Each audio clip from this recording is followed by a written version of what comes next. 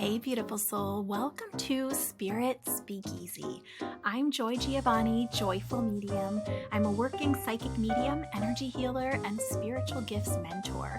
This podcast is like a seat at the table in a secret club, but with mediums, mystics, and the spiritual luminaries of our time.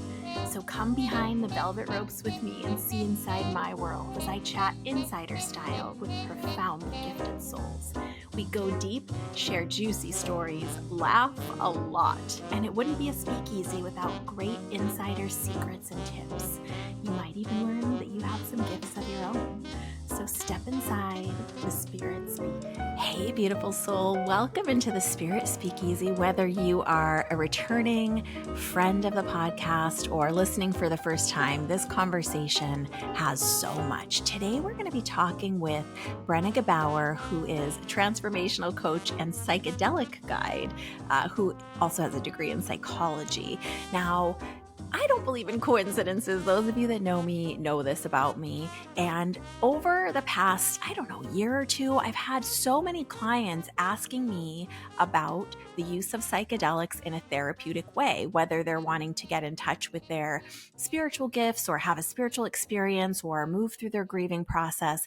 I've just had so many people bring this up and ask me questions recently. And as it would happen, serendipitously, I just so happened to have a client that I've been working with, and they shared that they have been working with a facilitator to do psychedelic journeys in a therapeutic way. And of course, I had so many questions, and they graciously agreed to share her name and contact information and allow me to let Brenna know that we have this mutual client and would she be willing to chat with us? And I had so many questions. I really tried to ask all the questions about psychedelics, about what that journey is like, about how the facilitation works and what can happen and if it's scary and all the things. And Brenna graciously in this conversation shares about her own journey, shares lots of examples with us, and really answers my questions in such a profound and beautiful way. So with all of the information that's been coming our way lately through media, there are so many documentaries, lots of celebrities are sharing stories about journeys on different psychedelics. I really wanted to have someone trustworthy and experienced and who is in integrity and practicing in an ethical way. And Spirit brought her to us. So how amazing is this? So without further ado, let's just get right into this conversation with the incredible soul, Brenna Gebauer. Hey, beautiful souls. Welcome into Spirit Speakeasy. Grab your cup of something and get cozy. This is not a conversation to be missed. I'm just going to launch into the bio of the beautiful Brenna Gebauer. Brenna is a Southern California-based transformational coach and psychedelic guide with a degree in psychology. Prior to this, she spent decades building the ideal career based on society standards. Does this sound familiar to any of you? It left those external boxes checked, but her soul was still feeling empty, and psychedelics found her when she needed them the most. It was through a 5-year personal journey, developing a relationship with multiple tools to become more aligned with herself, that she surrendered to the path unfolding for her. After a 10-day silent meditation retreat, she followed her inner wisdom to support making psychedelics available for more people to utilize for healing and growth. And as a result, she has witnessed countless individuals change the course of their lives through facilitating experiences so they can become more authentic and loving versions of themselves. Her work is centered around creating a sacred container for the soul nourished by compassion and love. Her focus is on tapping into inner wisdom and cultivating self-love as a means of supporting healing and creating deep connection. Outside of the one-on-one facilitation, Brenna is co-founder of EPIC, which is the Ethical Psychedelic International Communities, as well as work alongside leaders in the field, developing a code of ethics for psychedelic assisted therapy in the above grounded spaces. And she is the founder of Journey into Psychedelics. Help me welcome Brenna Gebauer. Thanks for being here with us. Yeah, thank you. It was really nourishing just to hear you read that. So I'm grateful to be here. Yeah. Well, and I love that. I mean, there's so much springing up around psychedelics. I mean, I think we all have access to, and many of us have seen like the documentaries and the Mm-hmm. info things, and we hear about people going to other countries to experience plant medicine and psychedelics. But the way that you're practicing and facilitating just seems so grounded in science and the therapeutic process. Mm. So I'm so excited to share your work and your perspective. Yay. Yeah, I'm excited to share with you and your audience. And I think that's the most important thing right now is having conversations about this that are outside necessarily the research and the media to really Yeah. understand what this is all about. Do you feel like, I mean, launching right in, a lot of my clients have been asking about psychedelics for therapeutic use recently. And so it's, as most things are, perfectly like serendipitous Mm. timing for us to be chatting. Do you feel like there's a time in someone's life when this is best applied? Do you feel like it's Mm. case by case? Yeah, that's a great question.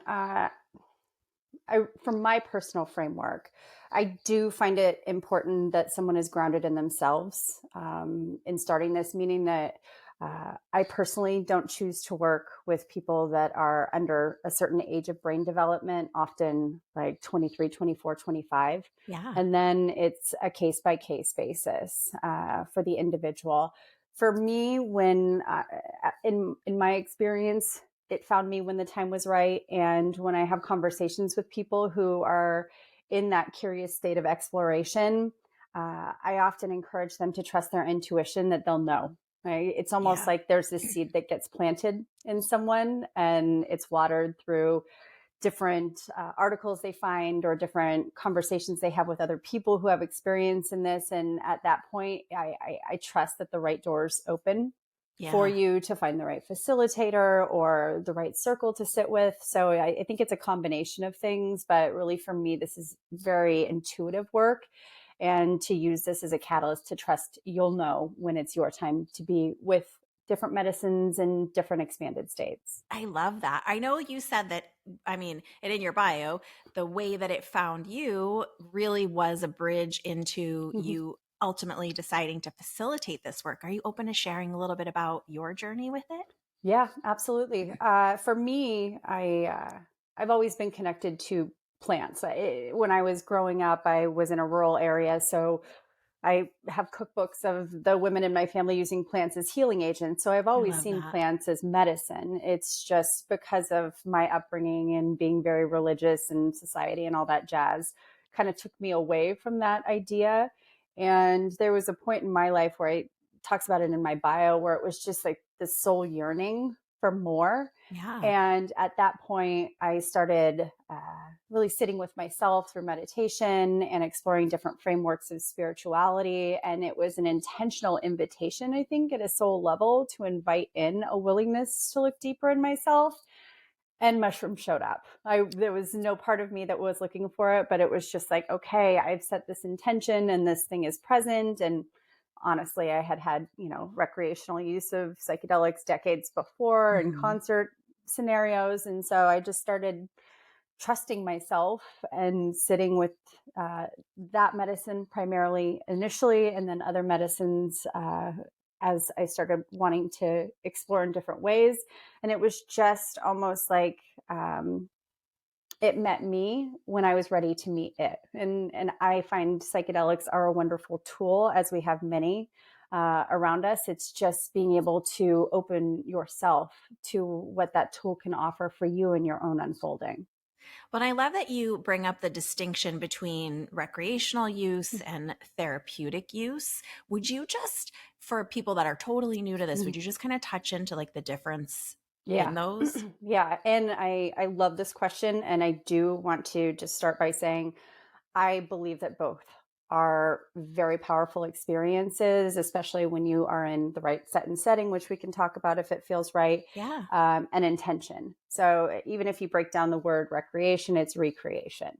Oh, wow. So I one love of the that. things about more therapeutic use and the way that I work is the container of which we're doing this work is often much more intimate. So how I look at psychedelics, there's the psychedelics that you use when you're using your five senses and going outward. And all of the senses that we have at our disposal are these wonderful gifts to be able to experience the world. It's very vibrant. It's very loud. There's a lot going on. And sometimes it keeps us from really looking inward. Yeah. And so the container of more therapeutic use is using these as a tool to go inside of yourself. So within that, you're often turning down the senses. So that's why when you will look at some of the publications, you'll see people in eye shades wearing headphones like the ones that you are having. And those are utilized to really diminish the senses and use these as a tool to access the things that you may not have access to just because of everything that's going on around you.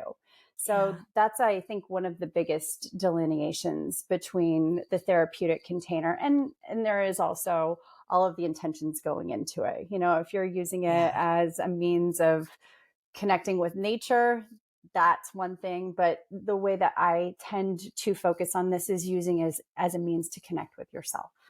And I think that can be so powerful if supported, you know, in the best way for the individual. Let's just, if you don't mind, let's just mention the psychedelics that you're talking about so people know exactly kind of the bucket of what are the options in there. Yeah. Okay. So I'm primarily going to be talking about MDMA and classic tryptamines, which are psilocybin and LSD. There are many other psychedelics that are out there and they're getting a lot of publications. Ayahuasca is one many people have probably heard of.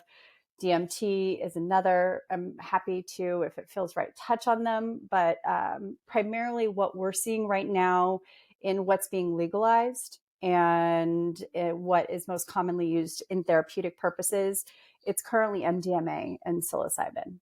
Okay. And psilocybin is like the chemical that is in plant mushrooms, right? Yeah. So psilocybin is what is considered magic mushrooms. There's tons of mushrooms out there. We're seeing all the adaptogens, but psilocin is what breaks down inside psilocybin that creates the compound that is what makes the magic happen. So it's very scientific and technical, but psilocybin is what's considered to be magic mushrooms or what is used for psychedelic therapy.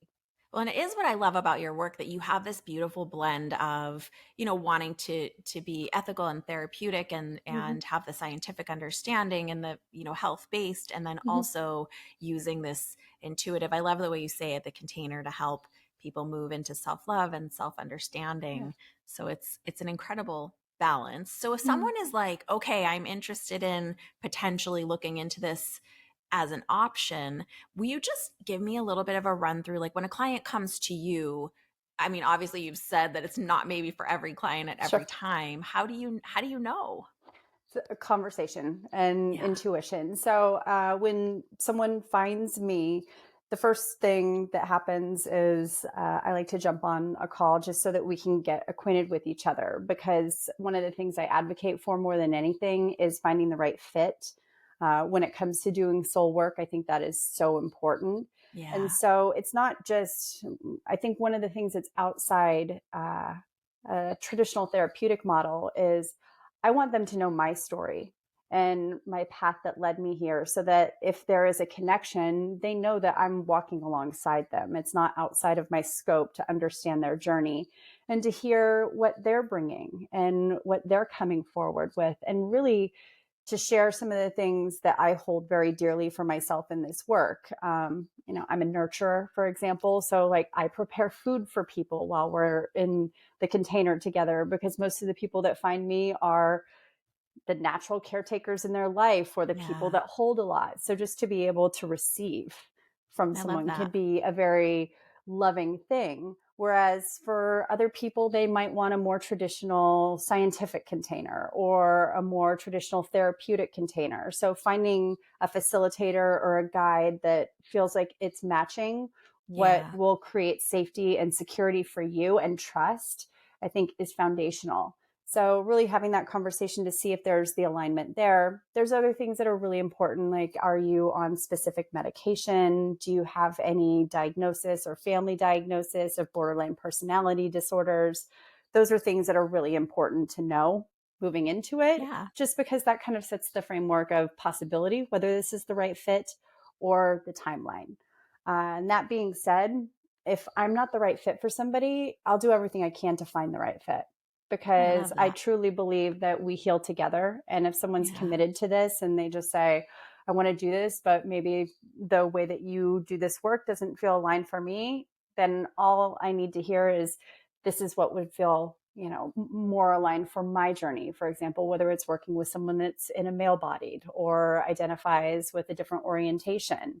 So those things to me are part of what makes this space really beautiful. Is it really is a mycelial network Yeah. of finding the ways that we can connect each other, because to me this is all about fostering more connection within ourselves and in the world around us.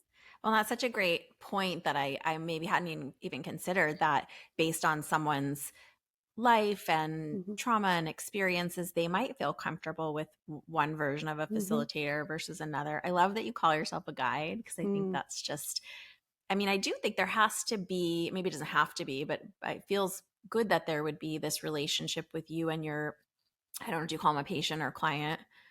I call them journeyers. Oh, your journeyers. I like that even more. Because they have to, there has to be a level of trust for them Mm-hmm. to let go fully, I would Mm-hmm. assume. Is that right? Oh yeah, 1,000%. And that's why my process leading up to this is it's not what I would consider slow, but we're not jumping right into the medicine work, because if there is not trust, then it's really hard to, you'll hear words like surrender. Like, what does Yeah. surrender even mean for some people?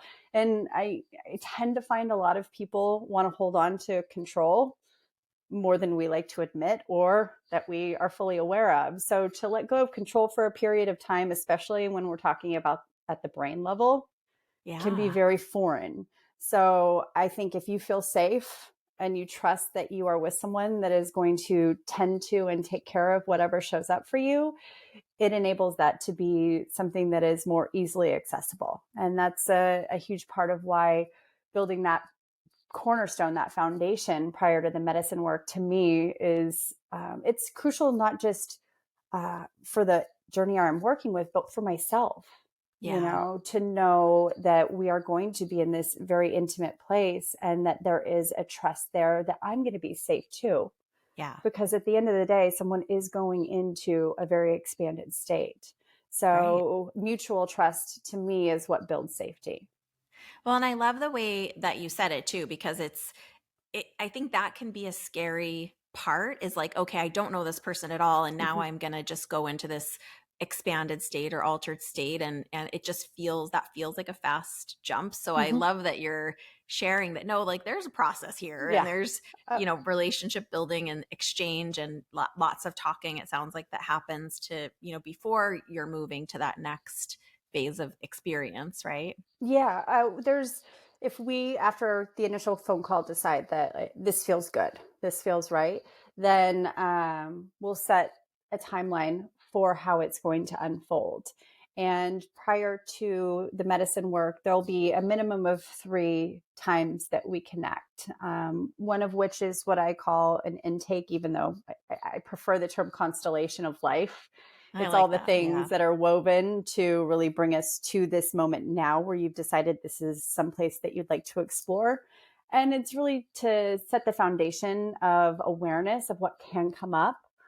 But it's more than just, the trauma history or familial background. It's also Right. lifestyle, because I believe that this is holistic work. There's a lot we can learn from, for example, gut health or Yeah. sleep patterns that are often overlooked in our traditional medical model. So it's really weaving all of those things together and getting curious about how they tie into one another. Yeah. And then from there, it's really having conversations leading up to set intentions to talk about the things that are arising. Because one of the most interesting things that I have learned in this process is that when someone makes the decision to do this, it is inevitable that the process of preparation, things are going to come to the surface that are Yeah. truly unexpected. And it's almost like the subconscious has been given this invitation that there's a willingness to see it. And life just happens and unfolds in ways. I can't tell you how many different circumstances have arisen where something has been so surprising for someone that it would start showing itself in like the weeks before our journey. Wow. And it's wonderful to be able to say, okay, like this thing is happening right now, whether it's, an ex that they haven't talked to in so long, reaching out to them. And they're like, I haven't talked to this person for 4 years. Why are they calling me right now? And then it's Yeah. like, let's get curious. What emotions is this bringing up for you? There may be something that is unfinished with that relationship, and it's showing up for a reason. And looking at it from that perspective is often a very powerful lens for learning from it. And then the medicine is just this awesome springboard to be able So to cool. deepen whatever was showing up and why. I don't necessarily believe in coincidences, Right. Me even too. though I think from sometimes the more scientific mind that can be frustrating for people. And I work with a lot of scientists, Yeah. and it's fascinating when I'll say I don't believe in coincidences, and they hesitate until they do this work, and they're just like, okay, Right. that can't be a coincidence. Yeah. It's too real for it to be anything other than that. So that to me makes this to me it makes it very powerful, because it takes the medicine out of being the agent of transformation, and Right. it really supports allowing the individual doing this work to understand that this is an empowerment tool for them to I love transform that. themselves. And you mentioned the things that can come up. I am a reforming control freak. So it is one of my, like, I haven't experienced this yet. And it is one of my hesitations sometimes. It's Hmm. like, I know that sometimes it can feel like anxiety producing Sure. to, think of, like you said, surrendering or releasing Hmm. control or going into this altered state. What are some of the like types of things that can come up for people? Yeah. So it really varies from person to person, but one of the things that I tend to find is whatever the part of you that doesn't get as much attention uh, can often become the focus of the medicine bringing you into yourself. So I'll give you an example. Okay. Often the most talkative people that come to me in preparation are the most silent during their journey. It's Wow. almost like that verbal part of themselves goes offline. Or I've worked with many people who identify as super strong and just very capable and able bodied. And they have that, like, strength is their armor. And I've seen people go into childlike states of being very weak and very timid, and they need that armor to almost tone down or give space for the other parts of oneself to emerge. And so, for people, for example, who like to control things, then sometimes there will need to be a little bit of strength from the medicine to get you to relinquish control in whatever way that may show up, just so that that part of yourself that is protecting you, and often these are protectors, right? these Yeah. are these are adaptations we have, so that you can be able to go into the more tender, delicate parts of yourself that have been hiding underneath it. Yeah. And that's really where the magic lies, because you never know what's going to be there. As much as I've seen so much during this work, even in myself, I have stopped trying to predict what's going to show up, whether it's Right. past life regression, or whether it's facing your deepest fear, or understanding that. An example for me is, I was always told I had asthma, and I did have breathing challenges. And in one of my journeys, I came to this awareness that, being an athlete and my dad being my coach, I developed something that resembled asthma as a coping technique, so that he wouldn't push me to go farther than my body wanted to go. Wow. So it was my body just protecting itself in a way that would be responded to by the outside world. Couldn't have seen that coming. Never would That's have really thought it. profound. So And then as a result of that, did something shift in the way that asthma-like condition manifests in you? It's it had been something that had subdued after I stopped being around, for example, competitive athletics. Yeah. And I would still identify as someone who had asthma. Like, if a Hmm. doctor asked me about my medical history, And now it's not a problem. It's never been an issue since. And it really was, it was just one of those aha moments where I was like, Right. oh, it makes so much sense. Yeah. But I had just developed this idea of who I was based on these circumstances. And now I see it through a very different lens.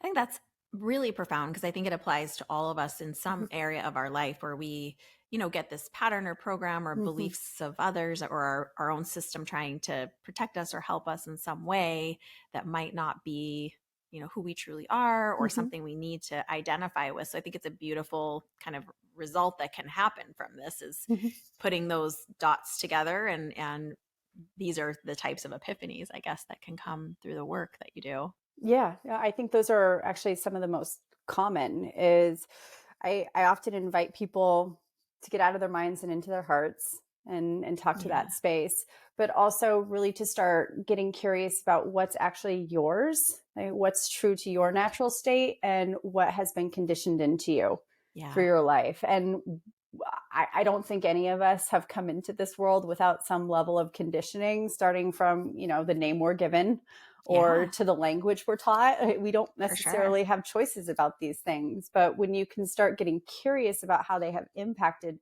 how you show up in this world, then it gives you more power of choice if that Yeah. really is in alignment with how you want to continue. Because, it feels at times for me, anxiety is like a big thing that I hear people coming to this work from. And I'm not saying this is a blanket statement, but I think a large percentage of the time, anxiety is a byproduct of your inner landscape and your outer landscape not being in alignment. Yeah. And when you can start bringing those in closer alignment, I have seen time and time again that anxiety starts to diminish in very natural, organic ways without much effort. But it's just bringing that harmony into your way of showing up in this world. I love that. I also think it's really cool that you, like you said, you set the timeline together Mhm. with your journeyer for what feels, comfortable and a good timeline for both of you. Yeah. Once someone has like moved through that timeline, you've done the initial talks and set the intentions. What is the actual, like, say it's going to be the day of Mhm. the journey? What does Yeah. that look like? So for me and my work, I do what I consider to be roughly a 40-hour ceremony. And that is different than a lot of different guides. Yeah. But I really want to support people looking at this as a life event, not just a therapy appointment, for Yeah. one, and also unplugging from the Mm. outside world. It's probably a byproduct of my own nature, but it's like when you go on vacation, it takes a little bit of time to settle into being on vacation. Yeah, it makes And sense. so we spend the first evening together. We connect, and oftentimes we haven't met in person. We've just been on Zoom calls, and I'm sure you feel the same way. When you're in someone's physical energy, it can be very different. And Yeah. so settling in energetically, cleansing the energy of the space. I'll cook a meal to nourish them through the next day. And then we'll start going over their intentions and really looking at what is present today. And weaving how to bring those into the medicine work. And after that, we're going to have a deep discussion about what can show up and tools and resources to be able to utilize during the journey itself. And this is really for the mind, Okay. because after this conversation, the goal is to answer all the questions that the mind probably has and a whole lot more that it didn't know it needed to ask so that it can go on vacation, because there's literally an invitation for the brain to take a day off, I love knowing that that. it's going to be able to come back, and we can even decide where it's going to go, or it can have a choice, so that the next day can really be about embodiment and being in the soul and being in the heart space. So when we wake up the next morning, often the invitation is to move the body a little bit, whether that's through yoga, stretching, taking a walk, potentially letting go of things that are apparent, that are ready to be released. And Hmm. I'm a big advocate of using nature as a catalyst to do that, because Mother Earth can hold a whole lot more than I can. Yeah, that's And true. so the intentionality of giving it in a way that it's going to be held can often just give space for that top level. Yeah. to make room for the deeper stuff to arise. And so when it comes time to do the medicine work itself, we'll do the eye shades and the headphones. Um, and we've built what I call a nest wherever we're working. It's funny because there's this idea of like maybe being on a couch or a bed. Usually we end up like building a fort with pillows and a mattress off a bed in the middle of a large space somewhere. So it's Oh, kind I of love very that. childlike and playful, but Yeah. it's really to give like spaciousness and room to expand. And after the medicine has been consumed, it's like whatever's going to show up is going to show up, and we're there for it. I'm there to hold, but I'm also, I trust the medicine and the inner intelligence of the individual I'm working with. So often I'll do my best to hold at a minimal, and not try and get in and force things or pretend I know what's more going on in this scenario than another person. And Okay. this is all discussed the evening before. Uh, and usually the journeys are between 4 and 6 hours. So there are chapters that often show up throughout.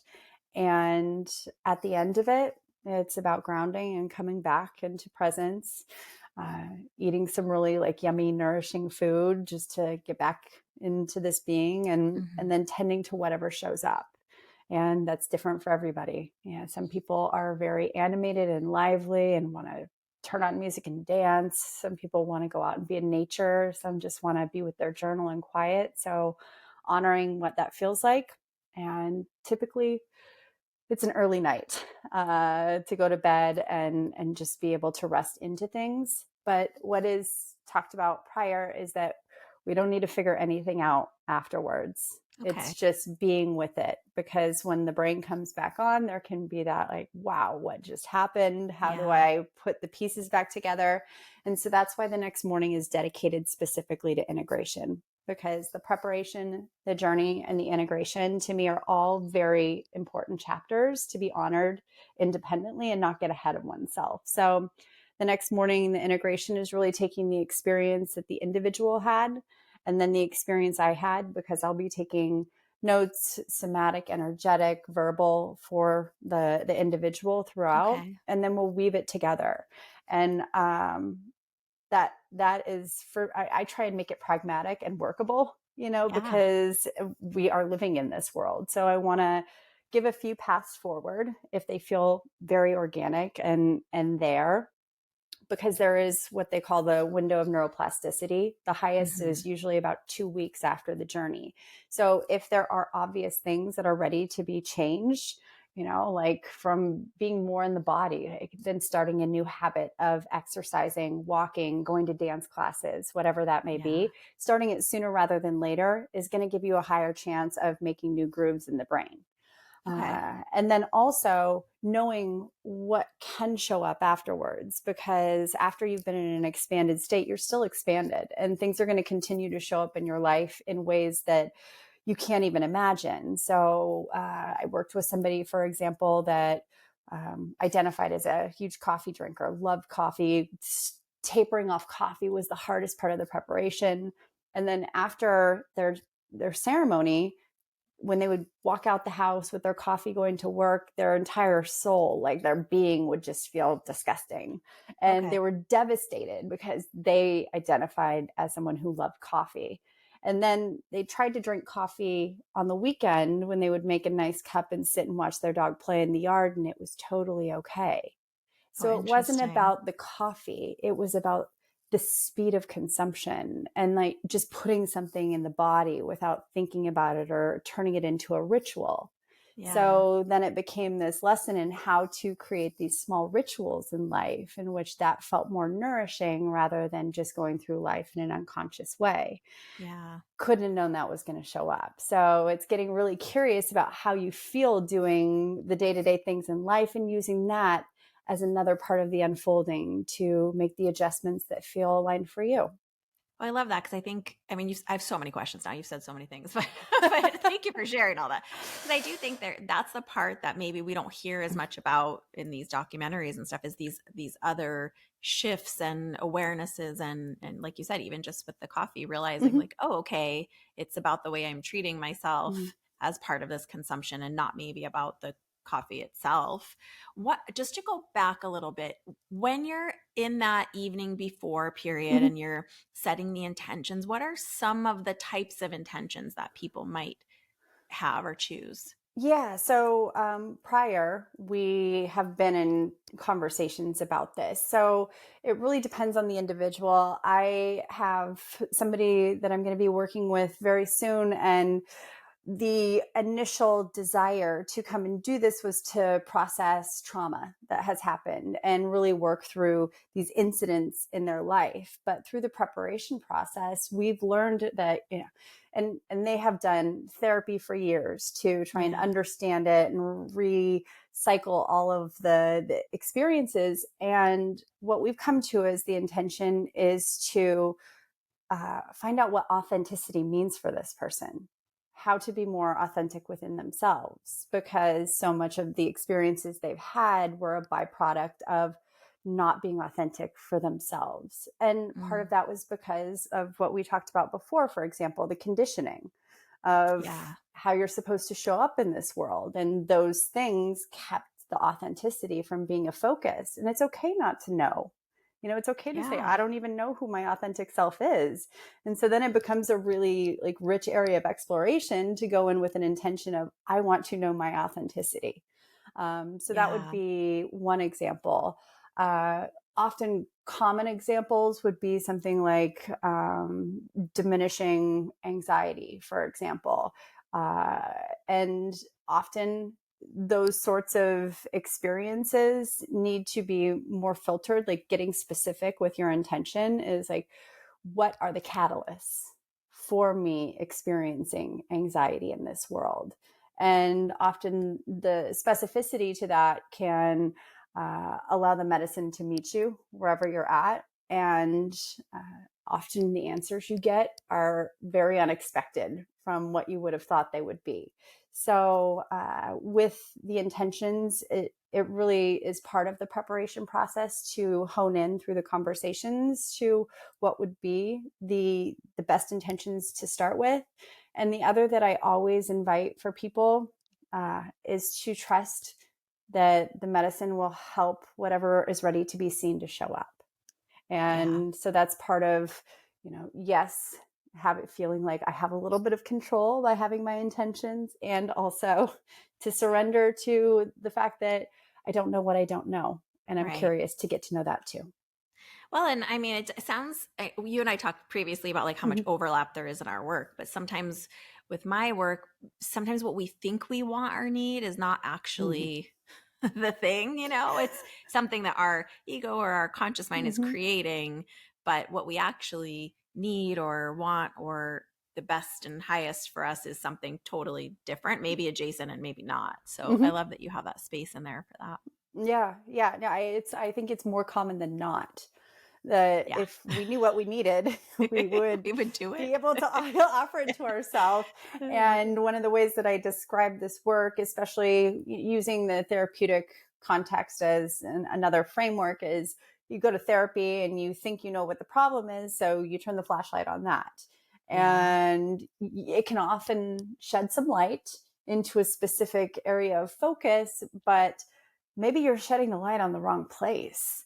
Yeah. And there's so much more that maybe around that we're not looking at. And so I tend to find psychedelics are like turning on the all the lights in the garage, right? Or all the lights in the attic, where you're able to sift through the stuff that you haven't been looking at and see how interconnected maybe the thing is to the light that you've been Yeah. shining, but you were just outside the scope. And so what is really neat to witness is that often the answers are so clear and simple, and you knew them somewhere inside of yourself. It's Yeah. just there was something that got in the way of you trusting that you had that, that inner wisdom to tap into.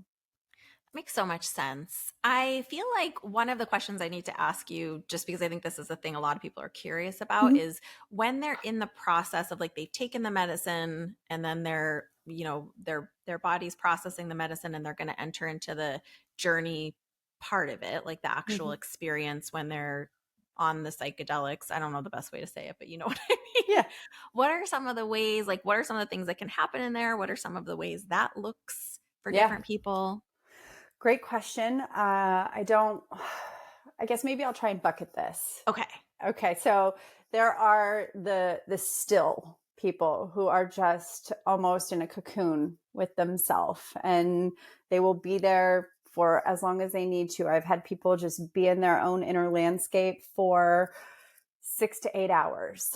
There are the somatic journeys, which can be really powerful because of how much we hold in our nervous system, where Mm, you're literally moving energy through your body or you're tapping into a part of yourself, meaning like sometimes people can have like handshake or leg shake, and that's just energy moving. At times, it can correlate to a memory coming up that you had okay. unprocessed trauma from, and being able to move that through your nervous system can also show up, by way of being able to stretch and move and find out where you're holding different things in your body.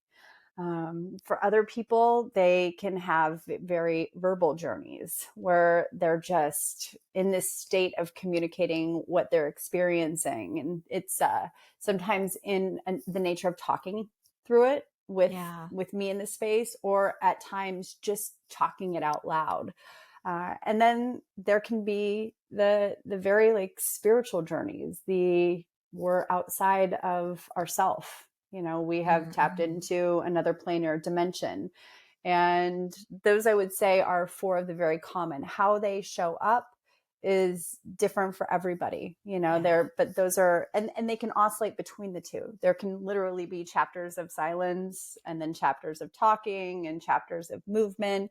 But those are often the ways that you'll flow in and out of the medicine work. And most of what I'm saying here is orienting to psilocybin, but MDMA tends to be more verbal and also really supportive of moving energy through the nervous system. So Okay. it's kind of bucketing them into two different types of journeys. And honestly, if you think you know what kind of journey you're going to have, chances are it's kind of like thinking we know what we need, that Yeah. it might be very different from that.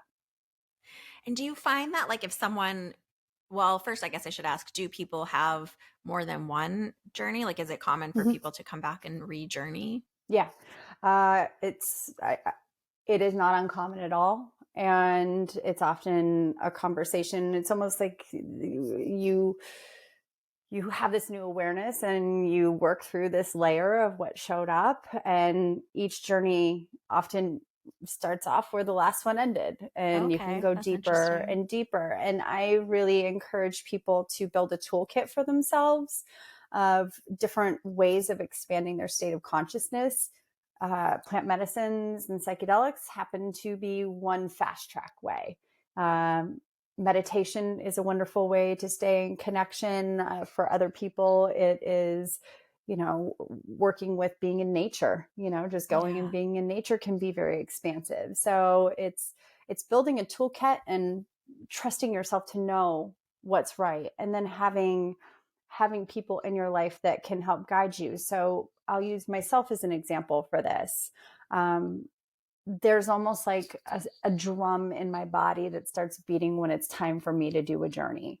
And I sit with that and I really inquire what kind of journey is going to be nourishing for where I'm at in my life. And from there, then I see what doors open. So for some people, it's working with the same facilitator over and over again. For me, it's often like, what is the full yes that Yeah. has presented itself? Because we're presented with so many options and opportunities that it can get diluted by trying to rationally think what's the Yeah. right one. And for me, it's like, okay, this is just a full yes. There's no hesitation. There's no question. The time is right. And then moving forward in that direction. And I feel like you and I probably both believe that, when the student is ready, the different versions of teachers, whether it's a person or an Mhm. experience or, will rise up and present themselves for Mm-hmm. us. So that's Mm-hmm. pretty cool. You mentioned that part of what you do in the pre-processing is let them know, some potential things that can happen and some Mm-hmm. tools. Can you talk, that kind of like stuck out for me. Can you talk a Yeah. little bit more about that? Yeah, for sure.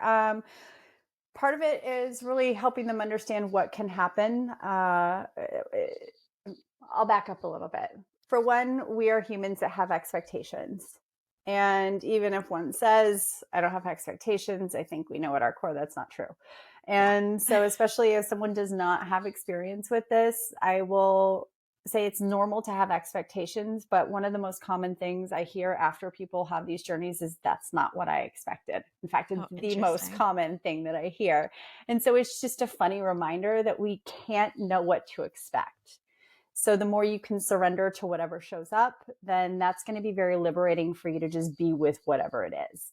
And then the next tool that I encourage people to really use as an ally is curiosity. That's one of the most wonderful things you can bring into these journeys, no matter what shows up. Just get curious about it and get curious about why it's showing up and what you can learn from it.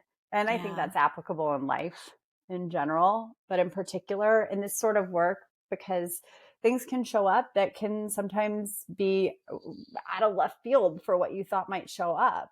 And there's a lesson there, maybe a lesson for how it has impacted who you are today. And just really approaching whatever it may be with that state of curiosity and openness to receive. And another that I tend to find people find surprising is that you can have conversations with whatever consciousness is present, whether you want to call it the mushrooms or your soul or whatever, you can ask it questions.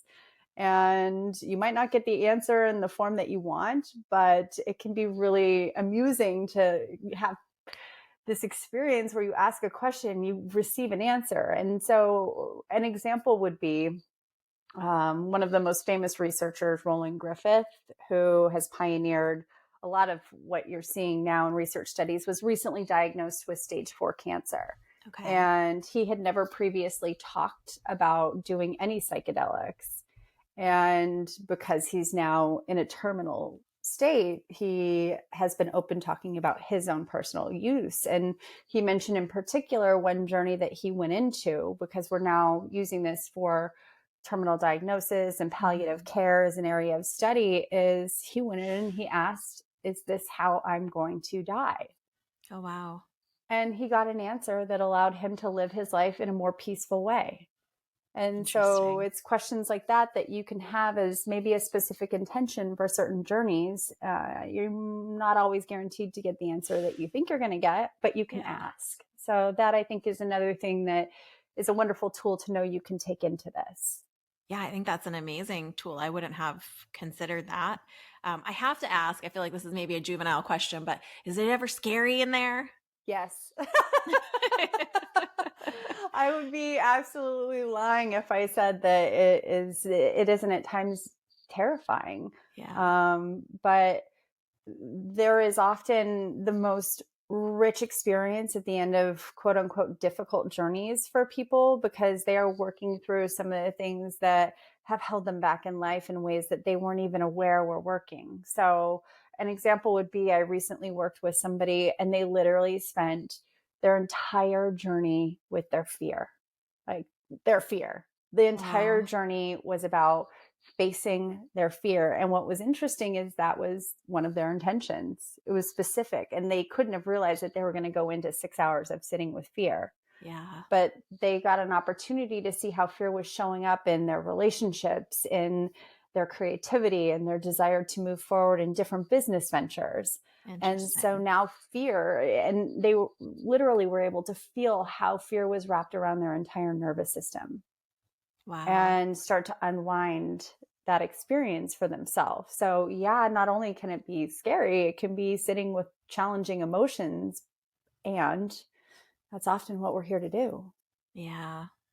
I mean, that's a good point. On the other side of it, with that example that you just gave with the fear, is it something where now this person is more conscious as they move through their life and can I don't know, make friends with their fear and Mhm. see it as a support or a inhibitor or whatever it might be in that case. Yeah, know for them, it's really become a place where they can see when it starts showing up in life more clearly and understand that it is a function of things that they have experienced at different times. The fear is not present day. The Yeah. fear is a mechanism of often things that happened in their childhood that show up in certain situations, and they go into a fear response, which for them is avoidance. And Mm-hmm. so to be able to understand that this avoidant personality is showing up as a byproduct of fear that is from a younger time, they can now face it and see it as a learning tool. Like, how do I Yeah. want to show up as myself now? And it's also given them tremendous liberation to start building a toolkit of things that help them to navigate their nervous system. Like, they are now a Wow. student of their nervous system. And so, as much as it was something that was terrifying, and this would be an example of someone that has done several journeys, and like where they've gone from their first to where they've gone from their third, and how they navigate in the life, they would never have thought when they first started this that this is where they would be, or this is what they Yeah. would be doing. But it was because all of these portals within themselves have opened up. So it's not that fear goes away, it's not that anxiety goes away. That's something I think I really want to make clear for people coming into this, is like, I have seen so many people say, if you can just make my depression go away, I would cut off a finger if I never felt Yeah. depression again. And that's not realistic, because these are Right. all parts of ourselves. So how can we orient to being a more whole version instead of having these parts that are not being shunned Yeah. often? Like, you're bad, I don't want to feel you. And then really welcoming them in such a way where they don't need to lash out and be seen, and Yeah. then form a new relationship with it where it's not as scary. How do you befriend fear so that it can be an ally instead of an adversary? And the container of these spaces is a place that is often very supportive to create that new relationship. I love that. I mean, I feel like there's so much in what you said. If someone is, I know that you support them and keep an eye on them and Mhm. facilitate and are taking copious notes. If you recognize that they're in a fear based experience, is there something that they can do inside the experience? And is there something you can do from outside the experience? Yeah, so there are many breathing techniques that you can do that can help, but whether you're able to tap into that Yeah. in that state is a different story. We do talk about those beforehand. And another thing that we talk about in the evening before is, if it ever gets too hard, we can get you out. Okay. All you have to do is let me know. We can get you out. So it's a reminder that we came here to do this work, but Yeah. it doesn't have to stay hard. It doesn't have to stay heavy. It can be as simple as changing the environment that you're in, taking off the eye shades, changing the music, engaging with me for a little while, grounding, putting your feet on the ground. There's lots of ways that you can come in and out of the Yeah. challenging experiences. And so that is part of the preparation in the evening before, so that people know that, like, if it gets hard and it gets scary, that's okay. That's why I'm here. And Yeah. I got you. There's lots of ways that we can change that. And also, if it is getting hard and scary, can you be with it and be Yeah. curious about it for a little while and just breathe through it and see what it has to teach you? So Yeah. it's really, and yes, sometimes it can get really challenging. And I can honestly say that people that have had some of the most challenging journeys have also had some of the biggest transformations because of them.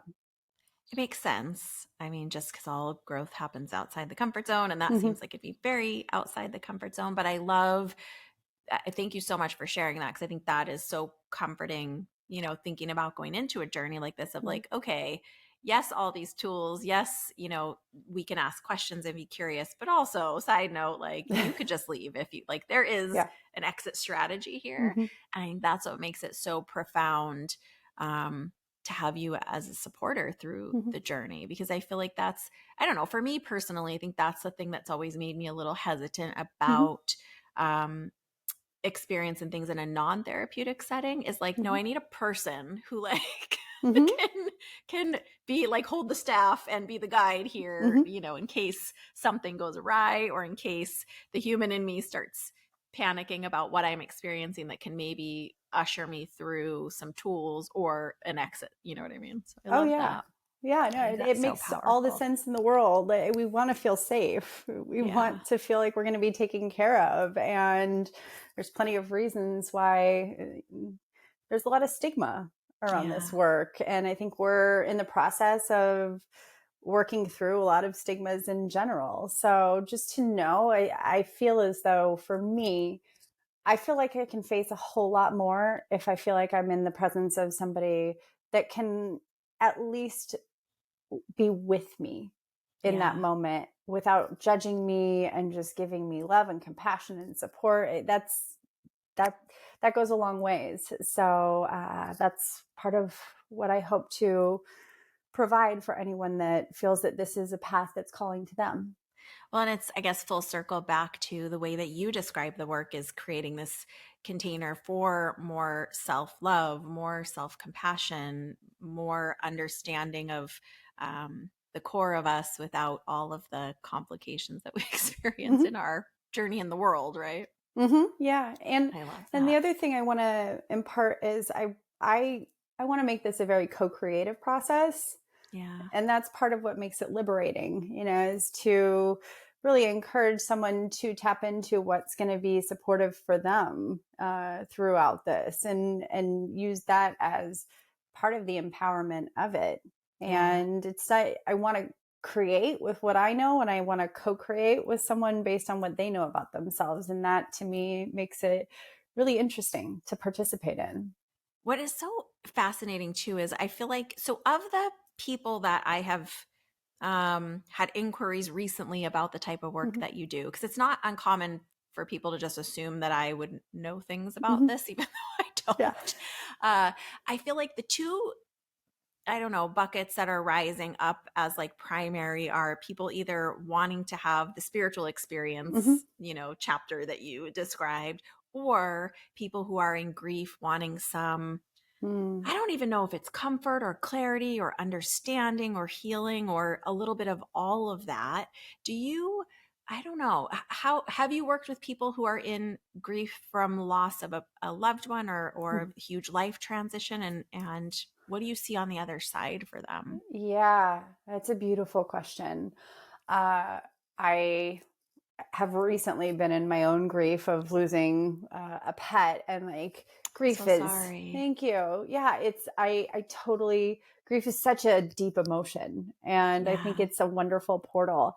And I have worked with several people who have navigated, um, I think that transition of losing happens in a lot of different ways, For whether sure. it is losing a loved one, uh, a professional transition, Yeah. empty nesting. Yeah. And one of the things that I find is there is this wanting to come to terms with it.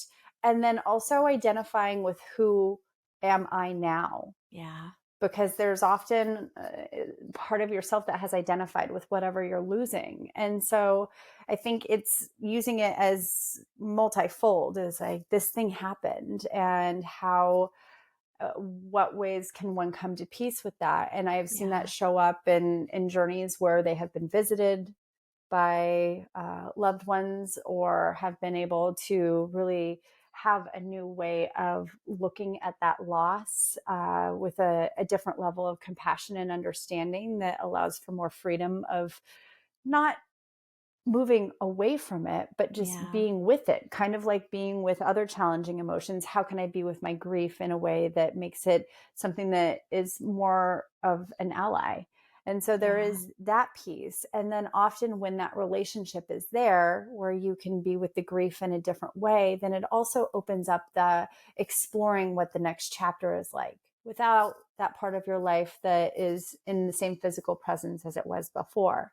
Yeah. And so I think those two work hand in hand in this work, is really processing that emotion in a way that is supportive, and also using it as a portal to moving through life in a new way.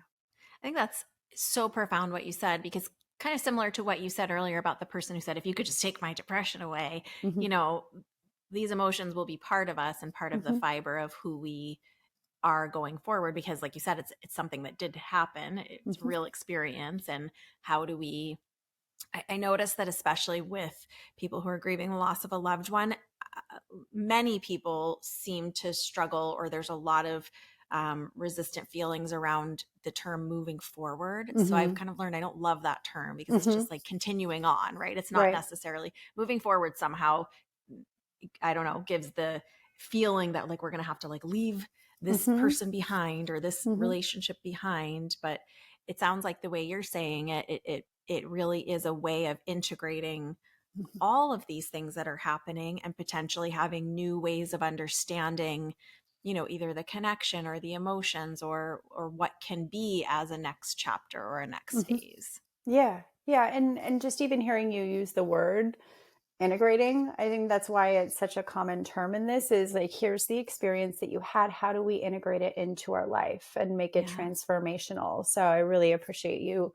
and the language you use. And that, I think grief applies very deeply to it. And I know that you work with a lot of people in navigating that. So um, I think it's really beautiful to be able to bring awareness to the fact that the idea of grief going away is actually not necessarily honoring how beautiful an emotion it is, because grief Yeah. is, at least in my experience, and I love when I hear other people reflect it, is like grief really is an emotion that shows us what's deeply of value to us.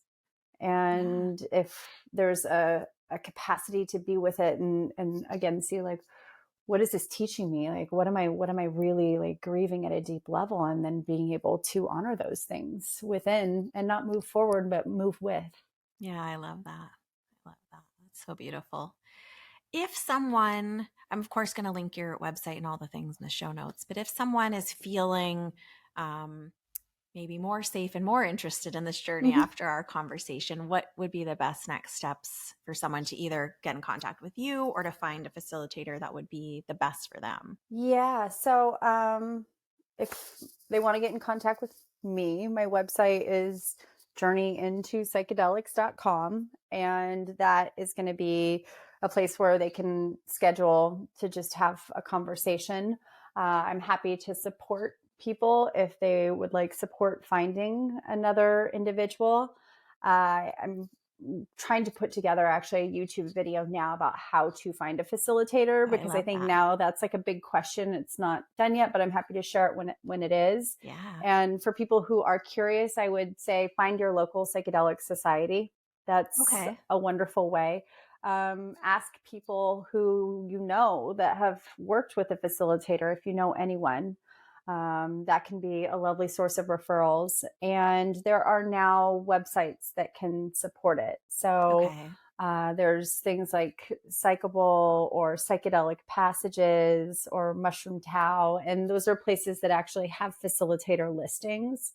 And Okay. they're often by states. Oh, I So love there that. are now, you have the ability to be able to find folks in that way, which I think is really wonderful. And then from there, I would just encourage those that are seeking to really look for resonance with a Yeah. facilitator and not necessarily use geography as Right. a barrier, but really look for the right fit.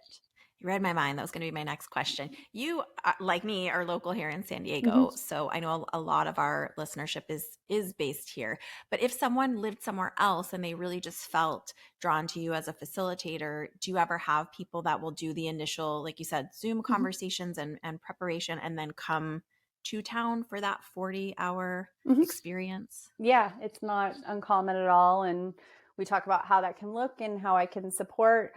I commit myself to, I work with no more than 3 people a month, because it allows me to fully commit to those 3 individuals and their schedules and their needs. So it is really curated in such a way where there isn't going to be a barrier between me being able to support the journey in whatever way is necessary. I love that. I cannot believe we've already been talking for an hour. I could talk to you for 10 hours, and I really will be hoping and bugging you to come back and chat with us again.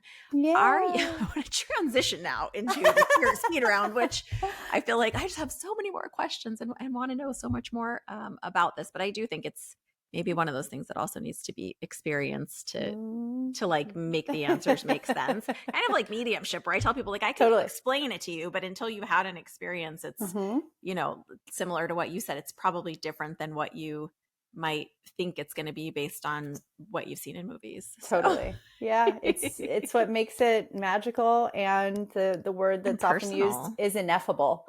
It's like there isn't necessarily the language to be able to describe it that does justice for the experience itself. Oh, girl, I complain about that constantly here. Like the language is not exactly, it's close, but it is not it.